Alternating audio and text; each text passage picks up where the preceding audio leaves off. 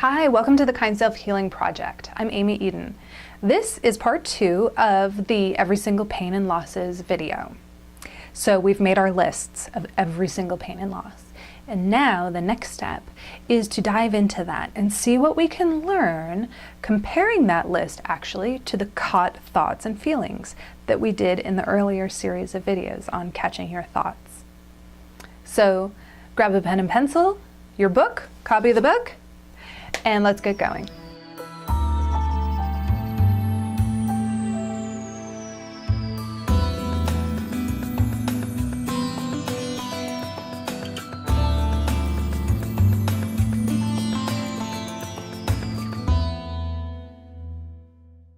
Take that, your caught thoughts, and compare that. If you can, put the two lists side by sides and compare your big list of pains and losses and compare that to your caught thoughts. And just look between them. And what I want you to do is ask yourself, what do they have in common? What things can you connect?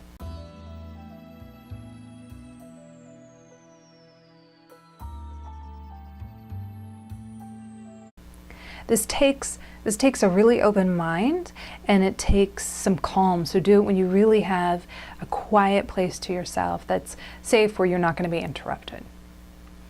So when I looked at my list of pains and losses, and many of which I just shared with you, I noticed abandonment and rejection were pretty big themes. So,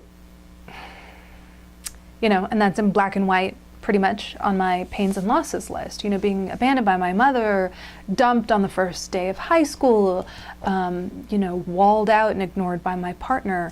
Those things are not being seen and being rejected or abandoned. So when I looked back at my caught thoughts and compared some of the things I was thinking to the feelings of abandonment, I saw some surprising correlations.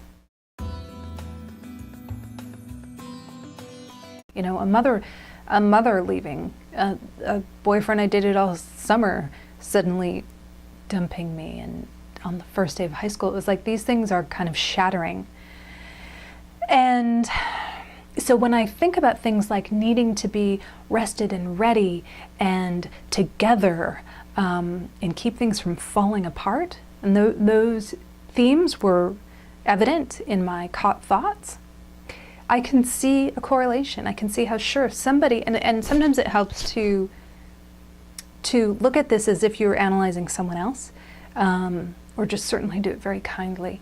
I could see, of course, this girl who had these things happen to her, of course, would grow up into someone who thought she would need to be a certain way to have people stick around, or to expect the unexpected, or try to be as prepared as possible for chaos. So take a look at your two lists and compare them, and ask yourself, what do you see? Where are there correlations? And be open to what you see. It could be mind-blowing. It could be really, really interesting.